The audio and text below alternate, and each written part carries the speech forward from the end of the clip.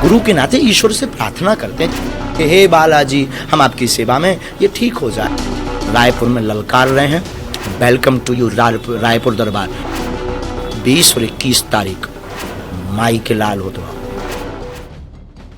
इन दिनों बागेश्वर महाराज धीरेन्द्र शास्त्री को लेकर देश भर में बवाल मचा हुआ है।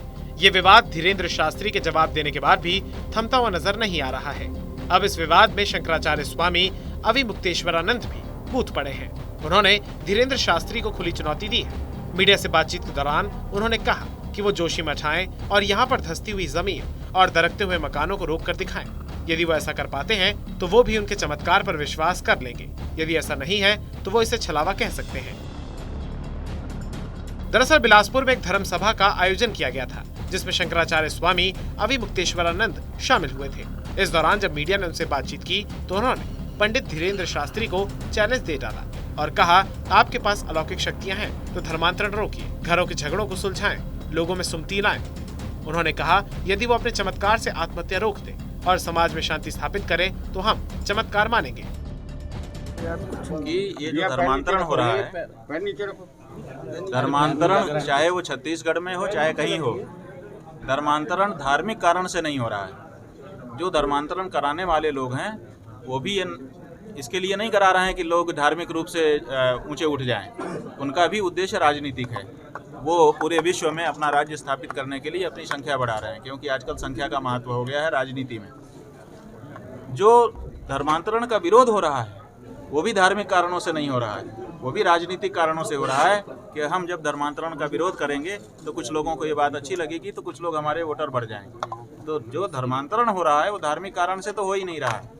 धर्मांतरण कराने वाले भी राजनीतिक हैं और धर्मांतरण को रोकने की बात करने वाले भी राजनीतिक हैं। तो इसलिए धर्म का इससे कुछ लेना देना नहीं है, ये राजनीतिक मामला है, पहली बात। और दूसरी बात यह है कि अगर किसी राजनेता ने यह कह दिया कि धर्मांतरण को अपने चमत्कार से रोक दीजिए तो हम मान जाएं, तो अच्छा ही कहा, इसमें क्या खराबी? अगर कोई चमत्कारी है तो रोक दे, सही तो है। चमत्कार इस क्षेत्र में दिखाओ ना, वही तो हम कह रहे हैं कि अगर आपके पास ऐसी कोई अलौकिक शक्तियाँ आ गई हैं जिनसे आप जादूगर की तरह से जादू की छड़ी घुमा करके कुछ कर सकते हैं अचानक, तो आप कर दीजिए। हम लोग तो वैसा जादू नहीं जानते, वैसा चमत्कार नहीं जानते हैं, लेकिन अगर कोई है ऐसा चमत्कारी पुरुष तो धर्मांतरण रोक दे, तो लोगों की आत्महत्या रोक दे, तो लोगों को घरों में जो झगड़े फसाद हो रहे हैं सुमति ला दे, पूरा देश एकदम एक दूसरे से प्यार आदर करने लग जाए, जो वर्गों में विद्वेष हो रहे हैं उन वर्गों के विद्वेष को रोक दे।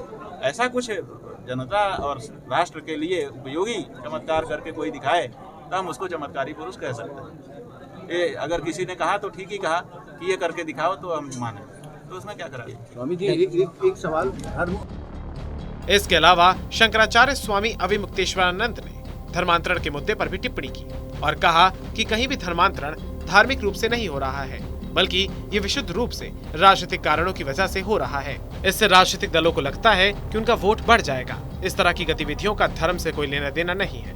धर्म में राजा और धर्माचार्य एक होगा। राजनीति दोनों अलग विषय है। हमारे यहाँ सनातन धर्म में धर्म और राजनीति को अलग रखा गया है।